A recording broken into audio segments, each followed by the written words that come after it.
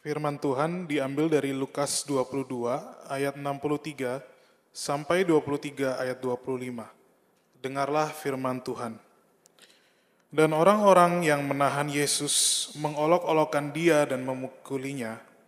Mereka menutupi mukanya dan bertanya, "Cobalah katakan, siapakah yang memukul engkau?" Dan banyak lagi hujat yang diucapkan mereka kepadanya. Dan setelah hari siang, berkumpullah sidang para tua-tua bangsa Yahudi dan imam-imam kepala dan ahli-ahli Taurat.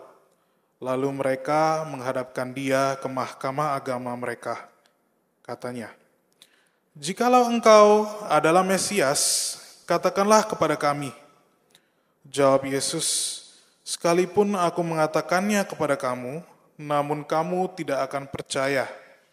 Dan sekalipun aku bertanya sesuatu kepada kamu, namun kamu tidak menjawab. Mulai sekarang, Anak Manusia sudah duduk di sebelah kanan Allah yang Maha Kuasa." Kata mereka semua, "Kalau begitu, engkau ini anak Allah?" Jawab Yesus, "Kamu sendiri mengatakan bahwa akulah anak Allah." Lalu kata mereka, "Untuk apa kita perlu kesaksian lagi? Kita ini telah mendengarnya dari mulutnya sendiri."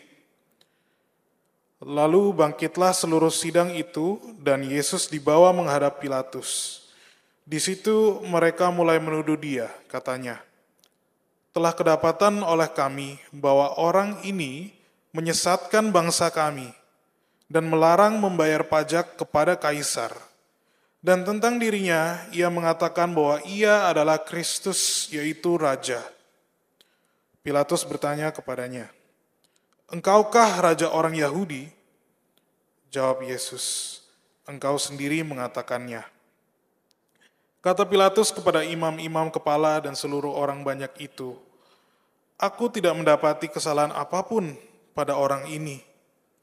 Tetapi mereka makin kuat mendesak, katanya, "Ia menghasut rakyat dengan ajarannya di seluruh Yudea. Ia mulai di Galilea dan sudah sampai ke sini." Ketika Pilatus mendengar itu, ia bertanya, "Apakah orang itu seorang Galilea?" Dan ketika ia tahu bahwa Yesus seorang dari wilayah Herodes, ia mengirim dia menghadap Herodes, yang pada waktu itu ada juga di Yerusalem. Ketika Herodes melihat Yesus, ia sangat girang, sebab sudah lama ia ingin melihatnya, karena ia sering mendengar tentang dia. Lagi pula, ia mengharapkan melihat bagaimana Yesus mengadakan suatu tanda. Ia mengajukan banyak pertanyaan kepada Yesus, tetapi Yesus tidak memberi jawaban apapun. Sementara itu, imam-imam kepala dan ahli-ahli Taurat maju ke depan dan melontarkan tuduhan-tuduhan yang berat terhadap dia. Maka mulailah Herodes dan pasukannya menista dan mengolok-olokkan dia. Ia mengenakan jubah kebesaran kepadanya, lalu mengirim dia kembali kepada Pilatus. Dan pada hari itu juga bersahabatlah Herodes dan Pilatus. Sebelum itu mereka bermusuhan. Lalu Pilatus mengumpulkan imam-imam kepala dan pemimpin-pemimpin serta rakyat dan berkata kepada mereka, "Kamu telah membawa orang ini kepadaku sebagai seorang yang menyesatkan rakyat. Kamu lihat sendiri bahwa aku telah memeriksanya, dan dari kesalahan-kesalahan yang kamu tuduhkan kepadanya, tidak ada yang kudapati padanya. Dan Herodes juga tidak, sebab ia mengirimkan dia kembali kepada kami. Sesungguhnya tidak ada suatu apapun yang dilakukannya yang setimpal dengan hukuman mati. Jadi aku akan menghajar dia lalu melepaskannya. Sebab ia wajib melepaskan seseorang bagi mereka pada hari raya itu." Tetapi mereka berteriak bersama-sama, "Enyahkanlah dia, lepaskanlah Barabas bagi kami." Barabas ini dimasukkan ke dalam penjara berhubung dengan suatu pemberontakan yang telah terjadi di dalam kota dan karena pembunuhan. Sekali lagi Pilatus berbicara dengan suara keras kepada mereka karena ia ingin melepaskan Yesus. Tetapi mereka berteriak membalasnya, katanya, salibkanlah dia." Kata Pilatus untuk ketiga kalinya kepada mereka, "Kejahatan apa yang sebenarnya telah dilakukan orang ini? Tidak ada suatu kesalahan pun yang kudapati padanya, yang setimpal dengan hukuman mati. Jadi aku akan menghajar dia lalu melepaskannya." Tetapi dengan berteriak, mereka mendesak dan menuntut supaya ia disalibkan, dan akhirnya mereka menang dengan teriak mereka. Lalu Pilatus memutuskan supaya tuntutan mereka dikabulkan, dan ia melepaskan orang yang dimasukkan ke dalam penjara karena pemberontakan dan pembunuhan itu, sesuai dengan tuntutan mereka. Tetapi Yesus diserahkan kepada mereka untuk diperlakukan semau-maunya. Demikianlah firman Tuhan. Terima kasih Dennis sudah membacakan ayat yang tidak terlalu panjang ya. Saudara, selamat pagi. Senang rasanya saya bisa kembali sini untuk memberitakan firman Tuhan, merenungkan bersama-sama dengan saudara sekalian. Sekali lagi perkenalkan, nama saya Oswin. Sorry, mic-nya agak ini ya. Saya adalah salah satu pelayan penuh waktu di Covenant City Church. Sekarang jadi pastoral intern, tapi saya paling banyak melayani anak remaja di gereja gitu ya. Untuk mulai khotbah hari ini, saya mau ajak kita untuk sama-sama berdoa dahulu ya. Ayo kita sama-sama tunduk kepala, kita berdoa. Allah Bapa kami yang di surga, kami mengucap syukur Engkau mengumpulkan kami di sini hari ini untuk beribadah, memuji nama-Mu, dan terlebih penting mendengar firman-Mu ya Tuhan. Kiranya Engkau hadir bersama dengan kami di sini, membuka telinga kami, pikiran kami, dan hati kami, supaya apa yang disebarkan boleh tertanam di dalam hati kami dan tumbuh berbuah ke dalam kehidupan kami. Dalam nama Yesus Kristus, Allah kami yang hidup, kami berdoa dan mengucap syukur. Amin. Ya, saudara, izinkan saya buka khotbah hari ini dengan satu cerita ya. Jadi, sekitar 15 tahun yang lalu, udah kayak orang tua ya, ada satu berita yang sangat terkenal. Ini zaman itu saya masih sekolah ya, masih kecil. Tapi saking terkenalnya berita itu saya sampai dengar dan saya masih ingat sampai hari ini. Yaitu di satu daerah di Jawa Tengah ada seorang nenek-nenek yang bekerja sebagai pengurus kebun kedelai. Kebun ini punya perusahaan, tapi nenek ini dibayar untuk mengurus kebun ini. Nah, ketika dia sedang asik memanen kedelai, dia melihat di kebun sebelah, yang sebenarnya juga punya perusahaan yang sama, itu ada pohon coklat dan buahnya itu sudah siap untuk dimakan. Nah, tapi ternyata nenek ini bukan hanya melihat buah yang baik itu, dia memetik buah itu, kemudian dia semai bijinya di kebun, di tanah yang tempat dia garap itu. Ini simple ya saudara yang kejadiannya. Tapi ternyata perkara tidak selesai sampai di situ. Karena setelah si nenek itu menyemai bijinya, dia meninggalkan sisa buahnya di bawah pohon coklat itu, ada mandor perusahaan ini datang dan melihat apa yang dilakukan nenek ini. Nah, si mandor ini menegur si nenek itu. Katanya, gak boleh. Apa yang nenek lakukan ini salah karena ini termasuk mencuri gitu. Nah, si nenek ini kan gak tahu apa-apa. Dia pikir, oh ya ini cuma petik pohon aja gitu. Jadi akhirnya dia minta maaf, dia takut dan dia balikin si buah ini ke si mandornya. Dia pikir perkara sudah selesai ya. Tapi ternyata beberapa hari kemudian, nenek ini mendapat panggilan dari kepolisian karena dia ternyata mau diperiksa. Ternyata masalah ini jadi perkara hukum, saudara, karena si entah mandor atau perusahaannya mempermasalahkan. Akhirnya nenek ini harus masuk ke pengadilan, sampai dicatat hakimnya yang memberikan keputusan itu menangis, saudara, karena nggak tega ngasih hukuman ke si nenek tua ini. Puji Tuhan, akhirnya keputusan yang diambil adalah nenek ini mendapat hukuman 1 bulan 15 hari dengan masa percobaan selama 3 bulan. Artinya kalau selama 3 bulan dia tidak melakukan pelanggaran lagi, dia tidak perlu menjalani hukuman yang 1 bulan itu. Dan memang pada akhirnya si nenek ini bertobat gitu ya. Jadi dia tidak melakukan kesalahan lagi dan tidak perlu merasakan dinginnya sel tahanan gitu, saudara. Nah, Kenapa saya angkat kisah ini? Saya bukan sedang mengkritik pemerintahan Indonesia, makanya saya ambil kisah yang udah lama gitu. Tapi saya mau menunjukkan bagaimana ketidakadilan itu adalah sesuatu yang hadir dekat dengan kita. Hadir di Indonesia dan bahkan hadir dalam kehidupan keseharian kita. Saya cukup yakin bahwa setiap kita di sini, kalau bukan sekarang sedang mengalami atau setidaknya pernah mengalami atau mungkin pernah menemukan ketidakadilan yang terjadi di sekitar kita. Bahkan saya mungkin bisa bilang kalau rasanya mengalami ketidakadilan itu adalah sesuatu yang sebuah keniscayaan ketika kita hidup di dunia yang rusak oleh dosa ini. Jadi ketidakadilan adalah sesuatu yang pasti kita alami, saudara sekalian. Nah, menariknya ketika manusia diperhadapkan dengan ketidakadilan, entah itu kita atau orang lain, biasanya ada beberapa reaksi yang berbeda-beda. Ada orang-orang yang begitu mengalami ketidakadilan, dia akan berusaha sekuat tenaga membela dirinya supaya dia mendapat keadilan. Ada juga orang yang ketika menerima ketidakadilan pasrah.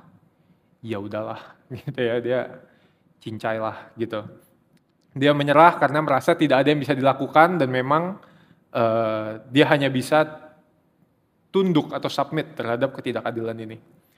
Tapi ada juga orang-orang yang begitu mengalami ketidakadilan, dia jadi bersemangat untuk mencegah supaya orang lain tidak mengalami ketidakadilan. Gitu. Ada banyak reaksinya. Nah, tapi yang mau saya bahas hari ini adalah bagaimana sebenarnya kita sebagai orang Kristen harus menyikapi ketidakadilan, saudara. Ketika kita diperhadapkan dengan ketidakadilan dalam kehidupan kita, baik itu yang kita temui sehari-hari, hal-hal yang lebih kecil, atau sampai hal-hal yang lebih besar, yang menjadi masalah yang signifikan dalam hidup kita. Bagaimana seorang Kristen menyikapi ketidakadilan? Dan teks yang kita baca, yang tadi panjang itu, sebenarnya kita melihat bagaimana Yesus diperhadapkan dengan sebuah ketidakadilan yang tidak main-main. Ini adalah sebuah ketidakadilan yang saya pikir adalah kasus yang paling parah di sepanjang sejarah.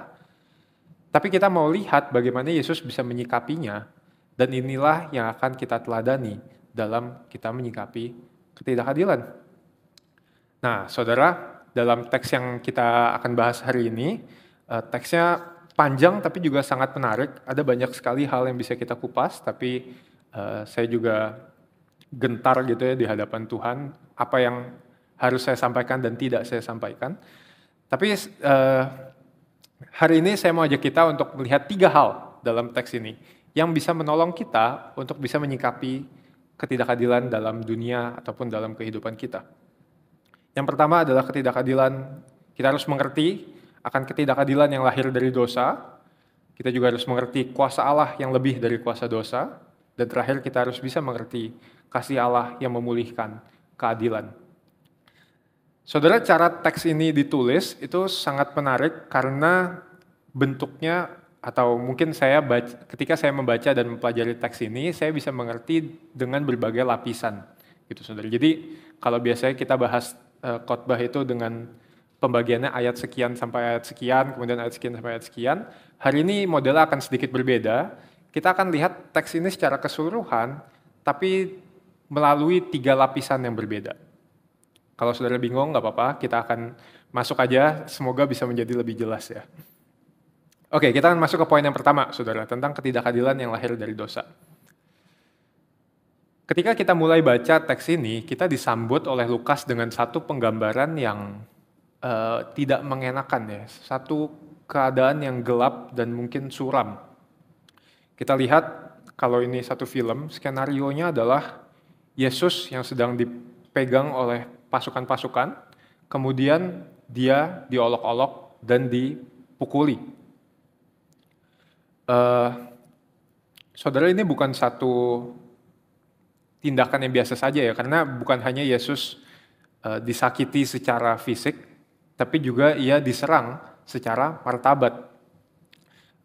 Lukas di sini tidak menyebutkan, tapi dalam kitab Matius, apa yang prajurit ini katakan adalah ketika mereka menutup muka Yesus, menutup mata Yesus, mereka memukul Yesus, kemudian mereka mengolok-olok Yesus dengan berkata, "Bernubuatlah, siapa yang memukul kamu?" Jadi di sini para prajurit ini bukan sekedar meledek, tapi dia meledek apa yang Yesus katakan tentang dirinya gitu. Bahkan statusnya sebagai seorang yang menjadi guru, menjadi rabi, dan juga sebagai nabi yang bernubuat, para prajurit ini menghina dia. Saudara, di sini saya mau ajak kita untuk melihat seberapa buruk, seberapa parah ketidakadilan yang bisa dihadirkan oleh dosa di dalam dunia ini. Gitu ya. Jadi kalau kita lihat di scene yang pertama ini, kita lihat sudah parah, tapi ketidakadilannya tidak berhenti sampai di situ. Kalau kita lanjut lagi, setelah dia diolok-olok oleh para prajurit ini, dia dibawa kepada mahkamah agama, atau ini di Alkitab sering disebut sebagai Sanhedrin. Ini adalah satu perkumpulan orang-orang pemuka agama Yahudi, di mana biasanya mereka memutuskan perkara-perkara seperti pertanyaan teologi atau misalnya masalah apakah sesuatu ini kosher atau tidak, apakah halal atau tidak untuk dilakukan dan sebagainya.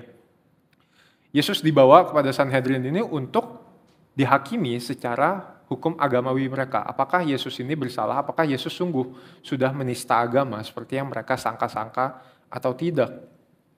Nah, tapi menarik ya ketika kita melihat apa yang terjadi di situ, pengadilan ini diadakan bukan untuk mencari kebenaran, saudara. Kita bisa baca bahwa ketika para imam itu menerima Yesus, yang mereka lakukan adalah mereka memberikan banyak pertanyaan, dan pertanyaan ini adalah pertanyaan-pertanyaan yang menjurus dan menjebak. Mereka tahu pengadilan ini dilakukan, atau kita tahu pengadilan ini dilakukan bukan untuk mencari kebenaran, melainkan untuk melancarkan agenda mereka menjebak Yesus. Ini ketidakadilan yang kedua. Dan saya pikir ini menjadi lebih parah karena status Yesus sebagai seorang rabi. Jadi kala itu rabi adalah satu sosok pengajar yang dihormati, ya mungkin sekarang kita lihatnya seperti pendeta gitu ya. Dan orang-orang yang mempersekusi Yesus, yang ingin menjebak, yang mengolok-olok dia dan sebagainya ini, adalah orang-orang Yahudi yang seharusnya menjadi muridnya. Saya pikir kalau misalnya orang melakukan hal seperti ini kepada orang random atau kepada penjahat gitu ya, walaupun itu bukan sesuatu hal yang terpuji, saya masih bisa mengerti gitu ya. Tapi ketika ini dilakukan kepada guru yang umumnya dihormati, saya pikir ini jadi sesuatu yang sangat kejam, saudara. Jadi orang-orang yang seharusnya menjadi murid Yesus, merekalah yang menghina, menjebak, dan mempersulit Yesus. Nah, tidak berhenti sampai di situ lagi, saudara. Kita lihat di pasal 23 ayat 2 dan 5. Ketika Yesus dibawa ke hadapan Pilatus, di sini muncul bukan hanya para pemimpin agama ini memberikan bukti-bukti yang bisa menjatuhkan Yesus, tapi mereka secara terang-terangan memberikan tuduhan yang tidak masuk akal, yang tidak berdasar. Mereka bilang Yesus melarang mereka untuk memberi persembahan kepada Roma. Mereka bilang Yesus sudah menyesatkan bangsa Yahudi. Dan terakhir, mereka tahu bahwa bagi orang Romawi, satu hal yang penting adalah mereka punya kekuasaan atas daerah yang mereka kuasai. Makanya orang Yahudi ini bilang Yesus mengaku dirinya sebagai raja. Harapannya, kalau Yesus mengaku sebagai raja, dia akan dianggap sebagai pemimpin pemberontakan, kemudian bisa dihukum mati.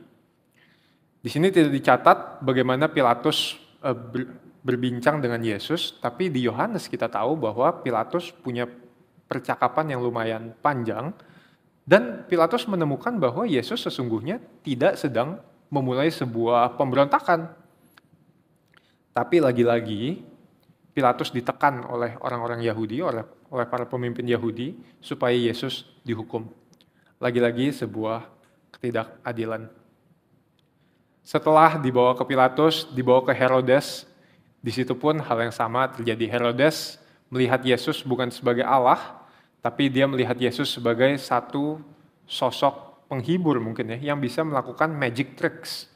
Dia mau lihat tanda-tanda, mujizat-mujizat yang bisa dilakukan Yesus supaya dia bisa terhibur gitu. Tapi nyatanya ketika dia mempertanyakan Yesus dan meminta Yesus melakukan hal-hal ini, Yesus hanya diam. Dia jadi kecewa dan dia sekali lagi mengolok-olok Yesus, memberikan Yesus jubah kebesaran dengan maksud eh, meledek gitu ya. Itu sama seperti eh, beberapa waktu lalu teman saya cerita, dia adalah seorang dari Amerika gitu. Dia tuh suka kesulitan pakai batik kalau di Amerika, karena setiap kali dia pakai batik, pasti teman-temannya akan ngeledekin, wah si misionaris, katanya gitu. Si misionaris. Bukan hal yang buruk sebenarnya gitu, tapi kita tahu itu intensinya meledek. Nah sama Herodes juga mengenakan baju kebesaran, seakan bilang, oh ini nih si raja gitu, si raja nih terima lagi. Dia dibalikin ke Pilatus, dan terakhir saudara kita lihat di scene terakhir ini mungkin bagian puncaknya ya, ketidakadilan yang paling parah ketika Yesus ditukar dengan Barabas. Karena di sini Barabas bukan sembarang orang. Barabas adalah seorang tahanan yang bukan hanya sudah actually memimpin sebuah kudeta gitu, sebuah pemberontakan, tapi dia juga melakukan pembunuhan. Dan kalau kita bicara tentang keadilan, maka seorang yang membunuh sebenarnya layak untuk mendapat hukuman dibunuh. Tapi di kala ini justru Yesus yang harus menerima hukuman itu. Ini ketidakadilan yang luar biasa saudara yang dialami oleh Yesus. Tapi saudara, dari kisah ini yang saya mau ajak kita untuk sama-sama lihat adalah bahwa biarpun Yesus mengalami ketidakadilan yang begitu parah, walaupun dosa merusak dunia sedemikian rupa sampai ada ketidakadilan yang begitu kejam, tidak ada ketidakadilan yang terlalu parah sehingga kita terpisahkan dari Tuhan. Saudara, ketika kita mengalami ketidakadilan, saya pikir sangat mudah bagi kita untuk merasa Tuhan sedang tidak di pihak kita, atau Tuhan sedang menghukum kita, atau mungkin Tuhan tidak suka kepada kita. Tapi dari apa yang Yesus alami di sini, kita bisa belajar saudara bahwa itu jauh dari kebenaran. Kita tahu Allah Bapa begitu mengasihi Yesus, dan bahkan fakta bahwa Yesus ada di sana adalah bentuk kasih Bapa. Jadi saudara, ketika kita bisa melihat Yesus mengalami ketidakadilan yang paling parah, yang saya yakin setiap dari kita tidak pernah mengalami, karena kalau kita mengalami berarti kita pernah disalib ya saudara, nggak di sini gitu. Ketika Yesus bisa mengalami keadilan yang paling parah, itu tidak menunjukkan Allah tidak mengasihi dia. Kebayang ya? Mengalami ketidakadilan yang parah tidak menunjukkan Allah tidak mengasihi kita. Dan bahkan pada titik ketidakadilan yang kita alami, sangat mungkin kita merasa kita ada di titik terendah di mana kita tidak dipedulikan oleh siapapun. Ketidakadilan adalah ketika orang-orang yang seharusnya melindungi kita justru tidak melindungi kita. Sama seperti para prajurit yang seharusnya melindungi rakyat tapi malah memukuli Yesus. Ketika pengadilan seharusnya memberikan dispense justice, tapi justru di sini pengadilan memberikan keputusan-keputusan yang tidak adil. Ketika para pemimpin Herodes yang seharusnya berusaha mengupayakan kesejahteraan rakyatnya, Yesus seorang Galilea, di sini Herodes malah mempermainkan Yesus. Sangat mudah bagi kita ketika kita merasakan kita diperlakukan tidak adil, kita merasa ditinggalkan oleh siapapun, termasuk Tuhan. Tapi pada kenyataannya, bahkan pada ketidakadilan yang paling parah sekalipun, kita lihat Yesus hadir. Ketidakadilan yang kita alami tidak mengurangi nilai diri kita. Saudara, karena nilai diri kita adalah pada Kristus, pada Allah yang mengasihi kita. Jadi kalau kita ingat ini, apa yang harus kita lakukan ketika kita mengalami ketidakadilan?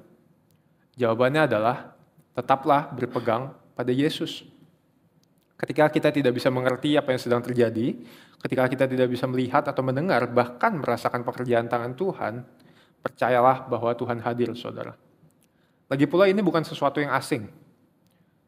Kita lihat di teks yang kita baca, apa yang Yesus lakukan ketika ketidakadilan itu dijatuhkan pada dirinya, saudara? Apakah Yesus membela diri? Apakah Yesus memanggil malaikat untuk melepaskan dirinya? Yang Yesus lakukan justru adalah diam. Apakah saudara familiar dengan perasaan ini ketika kita mengalami ketidakadilan, rasanya Tuhan seperti diam? Tapi satu hal yang perlu kita perhatikan di sini, saudara, bahwa diamnya Tuhan Yesus bukan satu kediaman yang muncul karena kelemahan. Bukan juga tindakan diam yang muncul karena cuek. Tapi justru diamnya Tuhan Yesus di sini adalah sesuatu yang lahir dari tindakan kasih. Maksudnya apa? Kita akan coba lihat ya. Di sini Lukas memberikan gambaran yang bahwa walaupun secara verbal Yesus diam, tapi kuasanya tetap nyata. Yesus tetap melakukan sesuatu di sini, dan kita akan lihat ini pada poin yang kedua, saudara.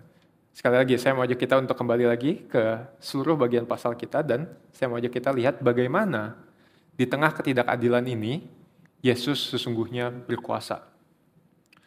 Waktu saya pelajarin teks ini, saudara, pada bagian yang pertama saya lumayan merinding gitu ya, karena saya melihat secara sekilas ketika kita lihat, saya dari kecil diajarin bahwa memang Yesus harus mengalami penderitaan dan penyiksaan yang dialami, ya udah memang seperti itu saja. Tapi kalau kita perhatikan lebih dalam, menarik sekali ketika para prajurit ini mengolok-olok Yesus akan gifts-nya tuh apa ya, anugerah atau karunianya, nah itu dia, karunianya untuk bernubuat, saudara. Apa yang mereka lakukan justru bukannya merendahkan kemampuan Yesus untuk bernubuat, tapi justru mengafirmasi bahwa Yesus mampu bernubuat. Kenapa? Karena saudara di pasal 18 ayat 32 sampai 33. Sebelum ini ya, Yesus pernah berkata demikian. Sebab ia, yaitu Mesias, akan diserahkan kepada bangsa-bangsa yang tidak mengenal Allah, diolok-olokkan, dihina dan diludahi. Dan mereka menyesah dan membunuh dia, dan pada hari yang ketiga ia akan bangkit. Menarik ya, ketika para prajurit mengolok-olok Yesus, bilang, kamu tidak bisa bernubuat, justru di saat itu, nubuatan Yesus tergenapi. Kelihatan ya, kuasa Tuhan di balik semua ini. Saudara, lihatlah betapa besarnya kuasa Allah kita. Ketika di Sanhedrin, di Mahkamah Agama, orang-orang ini merasa menghakimi Yesus. Tapi sesungguhnya mereka tidak punya kuasa. Buktinya apa? Buktinya mereka harus mencari alasan supaya mereka bisa bawa Yesus ke Pilatus. Karena Pilatuslah yang dianggap punya kuasa untuk memberikan hukuman. Sanhedrin sebenarnya tidak punya kuasa. Dan bahkan ketika mereka mempertanyakan Yesus, mereka memberikan pertanyaan-pertanyaan jebakan, satu hal yang kemudian mereka pakai dari mulut Yesus untuk menjerat Yesus adalah satu hal yang bukan Yesus berikan sebagai jawaban bagi pertanyaan mereka. Seakan ini adalah satu informasi tambahan yang Yesus berikan sebagai bonus terhadap apa yang mereka mau. Ini ada di ayat, saya lupa catat ya saudara.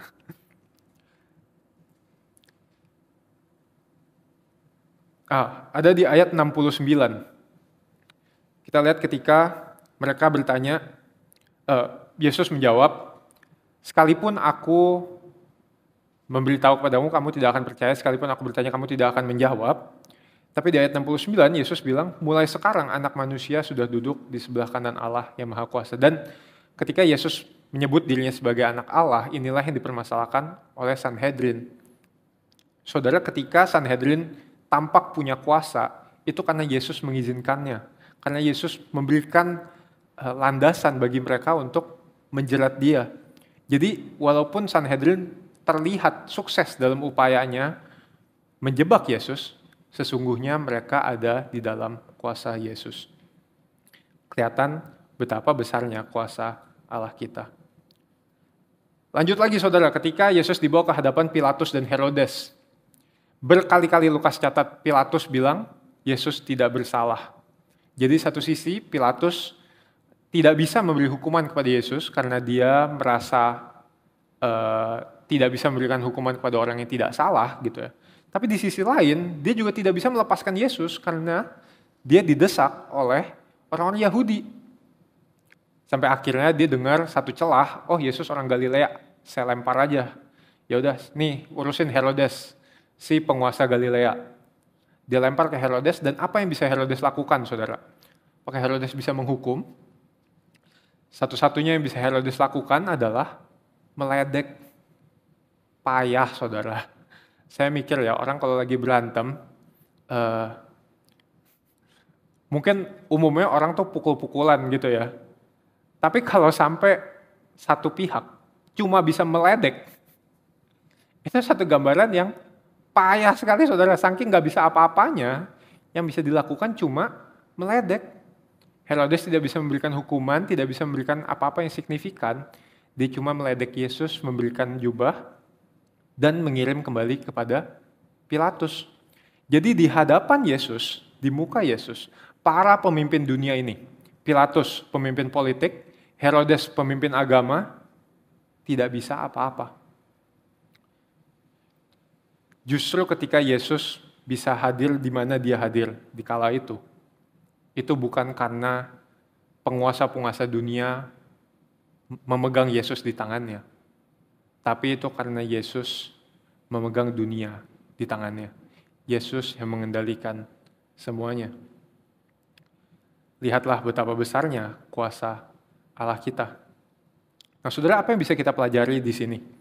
Saya pikir satu hal yang sangat penting yang kita perlu ingat adalah bahwa biarpun tampaknya dunia memberikan ketidakadilan yang begitu parah, begitu kejam, tidak ada jawabannya. Tidak ada ketidakadilan yang tidak bisa diatasi oleh Tuhan kita. Sekalipun tampaknya ketidakadilan itu menang, sesungguhnya dalam skop yang lebih besar, Allah kita, Yesus Kristus, memegang kendali. Jadi saudara, ketika kita mengalami ketidakadilan dan kita ingat ini, saya di sini bukan meminta saudara untuk mencoba melihat pelangi di tengah badai. We're not about that toxic positivity gitu ya. Atau mungkin melihat pasti ada hal baik dalam kesulitan yang kita hadapi. Bukan itu, saudara, poinnya. Tapi apa yang bisa kita pelajari di sini adalah apapun yang terjadi, separah apapun keadaannya, kita punya harapan. Kita punya harapan bahwa satu saat nanti penderitaan dan ketidakadilan ini akan berhenti dan Yesus yang akan menjadi bagian kita.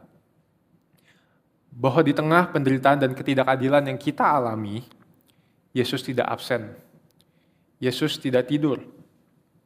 Tapi Yesus mengerjakan sesuatu yang besar, yang mungkin begitu besar sehingga kita tidak bisa paham. Sama seperti para prajurit itu tidak bisa paham apa yang mereka lakukan atau mereka alami. Saudara, kekuatan kita datang bukan dengan kita menipu diri kita, dengan bilang kita baik-baik saja. Tapi kekuatan kita datang dari janji Allah bahwa Ia tetap bekerja. Pada akhirnya, Dialah yang berkuasa.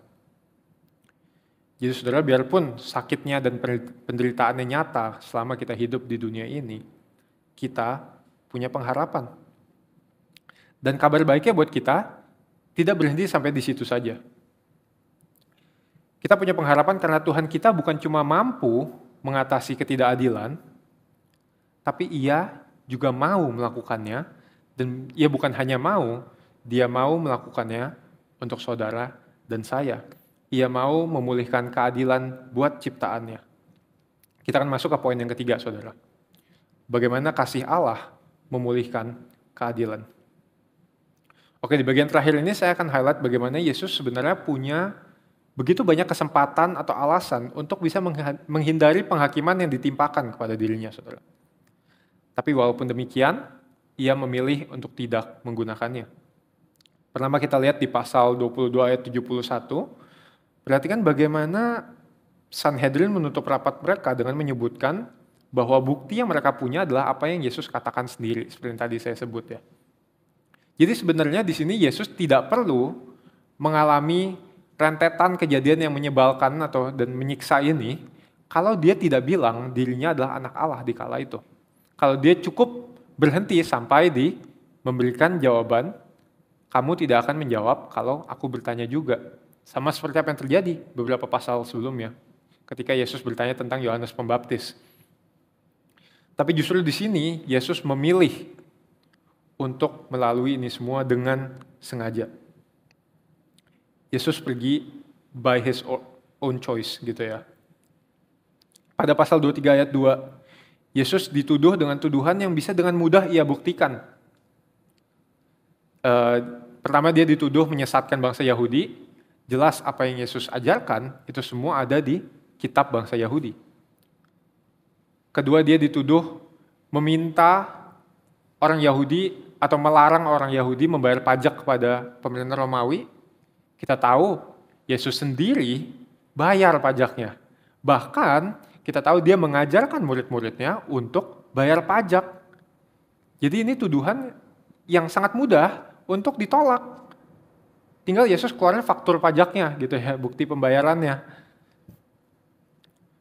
Dan terakhir ketika Yesus disebut ingin memulai sebuah pemberontakan, Yesus tidak pernah melakukannya. Memang dia menyebut dirinya sebagai raja, tapi dalam percakapan dengan Pilatus, dia menyebutkan dia bukan raja dari dunia ini. Justru dia adalah raja yang akan membawa pemulihan. Bukan dengan kekerasan, bukan dengan pemberontakan, tapi dengan kasih.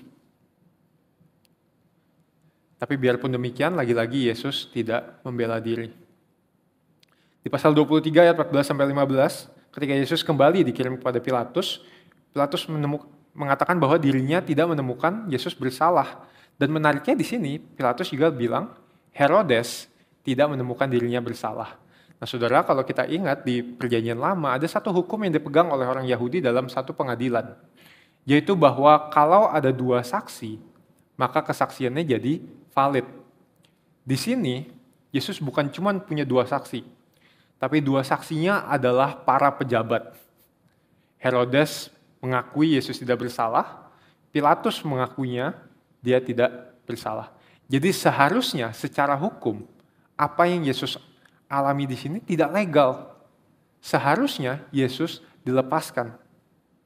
Tapi lagi-lagi, Yesus memilih bukan melepaskan dirinya, tapi melalui semua ini. Sampai pada bagian puncak dari rangkaian kejadian ini ya, ketika Pilatus memberikan pilihan kepada warga Yerusalem antara membebaskan Yesus atau Barabas. Saya pikir apa yang Yesus lakukan, kesengajaannya untuk tidak membela diri, itu seakan Yesus sengaja supaya dirinya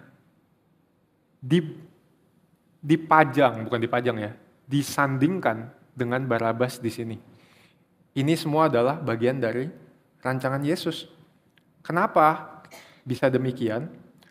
Karena Barabas ini adalah tokoh yang juga sangat menarik, saudara. Dalam teks-teks kuno, tidak sedikit yang mencatat Barabas punya nama lengkap Yesus Barabas. Jadi Yesus ini adalah satu nama yang umum, seperti kalau zaman sekarang Kevin, mungkin ada banyak Kevin gitu. Zaman dulu tuh ada nama-nama seperti Yesus itu satu nama yang umum, makanya orang zaman dulu itu memberikan identifier. Misalnya Yesus anak Yusuf. Atau misalnya Simon Petrus gitu. Jadi ada identifiernya. Nah, Yesus sang Mesias ini disandingkan dengan Yesus Barabas. Dan hal yang menarik di sini adalah kalau kita perhatikan apa yang Barabas lakukan atau apa yang Lukas ceritakan tentang Barabas, Barabas melakukan persis apa yang dituduhkan kepada Yesus. Bukan hanya akan melakukannya, tapi Barabas sudah melakukannya. Dia sudah memimpin sebuah pemberontakan, dan bahkan dia membunuh orang. Persis seperti apa yang Sanhedrin atau para pemuka agama itu tuduhkan kepada Yesus. Dan menariknya lagi, di nama Barabas, ini juga sebuah permainan kata ya, karena Barabas ini secara harfiah artinya anak bapa. Bapa bukan Allah Bapa, tapi Bapa, ayah gitu. Jadi di sini kita melihat satu perbandingan antara Yesus Kristus, Sang Mesias, anak Allah Bapa, dibandingkan dengan Yesus Barabas, anak Bapa atau son of the fathers, of the ancestors, yang telah melakukan kekejian, pelanggaran yang layak mendapat hukuman mati. Tapi justru ketika para rakyat diberikan pilihan ini, mereka memilih untuk menjatuhkan hukuman yang seharusnya untuk Barabas kepada Yesus. Saudara, ini adalah satu berita yang sebenarnya luar biasa buat setiap kita. Karena kita lihat tadi, dengan sengaja Yesus mengatur semuanya supaya ini bisa terjadi. Satu kejadian puncak di mana ketidakadilan yang paling parah, keputusan yang paling tidak adil itu diputuskan. Tapi justru dalam kisah pertukaran yang aneh inilah kita mendapat jawaban dari ketidakadilan itu. Saudara, dari sudut pandang sekilas, sudut pandang manusia, mungkin pertukaran Yesus dengan Barabas itu tampak seperti sebuah ketidakadilan yang besar. Karena Yesus dipaksa untuk menerima hukuman yang bukan untuk dirinya. Dan orang yang seharusnya mendapat hukuman itu diluputkan dari hukumannya. Tapi justru, saudara, disinilah kita bisa melihat keadilan Allah yang sejati sedang dinyatakan. Gimana? Karena gini, saudara, seringkali ketika kita bicara tentang keadilan, yang muncul di pikiran kita, yang kita timbang-timbang, adalah sisi mana yang rugi dan sisi mana yang untung. Betul ya? Kalau misalnya ada yang dirugikan, maka orang yang merugikan harus mengganti, supaya yang dirugikan mendapat keuntungan dan ruginya dipindahkan ke orang yang menghasilkan kerugian. Tabrakan, maka yang harus mengganti rugi adalah yang nabrak, yang salah, kayak gitu. Makanya kalau kita punya pikiran ini, kita lihat pertukaran Yesus dan Barabas sebagai sesuatu yang sangat tidak adil. Tapi nyatanya, saudara, ketika kita melihat pandangan Allah, keadilan bukan hanya bicara soal siapa yang untung dan siapa yang rugi. Tapi keadilan bicara soal ada harga yang harus dibayar. Ketika ada satu pelanggaran, maka harus ada konsekuensi yang menjadi bayarannya. Ketika ada satu orang yang harus dihukum, maka hukuman itu tetap harus dijalankan. Tapi apa yang terjadi di sini bukan sekedar Yesus melepaskan Barabas untuk bebas begitu saja, saudara. Yesus tidak menjadi korban keadaan. Karena dalam keadilan Allah, dosa tidak bisa diabaikan, harus ada harga yang dibayar. Allah tidak bisa begitu saja berkata, tidak apa-apa, dimaafkan tanpa konsekuensi. Itu bukan keadilan, tapi itu pengabaian. Dan karena Allah tidak seperti itu, Allah itu adil dan upah dosa adalah maut, disinilah Yesus menjadi penggenapan dari keadilan itu. Yesus mengambil tempat Barabas bukan karena Barabas layak dibebaskan, tapi karena Yesus rela menanggung hukuman yang bukan miliknya. Itu bukan ketidakadilan secara kosmik, tapi itu adalah sebuah penegakan keadilan melalui kasih. Allah tidak mengabaikan dosa, dosa tetap dihukum, tapi hukuman itu ditimpakan pada pribadi yang menggantikannya. Dan saudara, kalau kita lihat kisah Barabas ini, seharusnya ini jadi sebuah kabar sukacita untuk kita. Kenapa? Karena kalau kita renungkan, sebenarnya kitalah Barabas itu. Dari dulu saya selalu diberikan gambaran Barabas adalah kriminal yang jauh dari kita, sebuah gambaran hiperbola terhadap kejinya manusia terhadap Yesus. Tapi sesungguhnya saudara, Barabas itu adalah kita. Kita orang yang berdosa yang seharusnya mendapat hukuman mati itu. Tapi Yesus merancangkan segalanya dalam kehidupan kita supaya kita tidak perlu mengalaminya. Supaya hukuman yang seharusnya ditimpakan kepada kita ditimpakan kepada dirinya. Yesus yang tidak berdosa itu dibuat menjadi dosa karena kita. Dan Yesus melakukannya dengan sukarela, saudara. Dia tahu bahwa dengan mati di tempat Barabas waktu itu, dia sedang membuka jalan bagi semua Barabas yang lain, yaitu setiap dari kita. Membuka jalan bagi setiap kita untuk menerima pengampunan dan hidup yang baru. Jadi ketika Yesus ditukar dengan Barabas, itu bukan karena Allah lalai.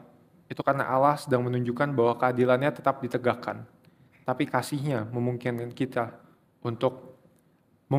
kita yang bersalah ini untuk dibebaskan. Inilah Injil itu, saudara. Keadilan yang tidak ditawar dan kasih yang tidak terbatas. Dan keduanya bertemu di atas kayu salib. Saudara, dunia ini penuh ketidakadilan, dan mungkin saudara sedang mengalaminya hari ini. Tapi di salib kita melihat bahwa Tuhan tidak tinggal diam terhadap ketidakadilan. Ia tidak cuek, ia tidak pasif, tapi respons Tuhan terhadap ketidakadilan bukanlah kekerasan dan bukan pembalasan, melainkan kasih. Inilah yang menjadi jawaban bagi ketidakadilan di dunia ini. Tuhan menegakkan keadilannya bukan dengan menghapus penderitaan, saudara, tapi dengan masuk ke dalamnya dan menebusnya dengan kasih. Sehingga melalui ketidakadilan itu, melalui kesengsaraan dan penderitaan yang kita alami, kasih Tuhan bisa dinyatakan. Sebagaimana proses pengolok-olokan Yesus dalam dia bernubuat itu, malah menyatakan dirinya sang nabi yang nubuatnya itu nyata. Kasih akan membuat penderitaan kita menjadi media untuk kita mengenal Kristus dan merasakan kehadirannya. Jadi saudara, ketika Anda melihat ketidakadilan di dunia atau merasakannya sendiri, ingatlah hal ini. Kasih Allah tidak akan membiarkan keadilan tidak berjalan. Dan keadilan Allah tidak pernah berjalan tanpa kasih-Nya. Kasih Allah tidak membiarkan keadilan tidak berjalan, dan keadilan Allah tidak pernah berjalan tanpa kasih-Nya. Kalau kita bisa mengerti ini, saya yakin walaupun keadaan sekitar kita tidak berubah, walaupun kita masih menemukan banyak ketidakadilan dalam hidup kita punya kekuatan dan pengharapan untuk berdiri tegak dan terus melangkah ke depan, berpengharapan pada Yesus Kristus. Kiranya Tuhan menolong kita semua. Mari kita tunduk kepala, kita berdoa. Allah Bapa kami di surga, kami mengucap syukur Engkau mengingatkan kami hari ini bahwa Engkaulah Allah yang berkuasa. Di tengah dunia yang tidak adil, Engkau hadir menebus ketidakadilan ini menjadi sarana kasih yang Engkau nyatakan kepada kami. Ingatkan kami terus Tuhan supaya kami bisa terus berjalan di dunia ini berpegang kepadamu. Dalam nama Yesus Kristus Allah kami yang hidup kami berdoa. Amin.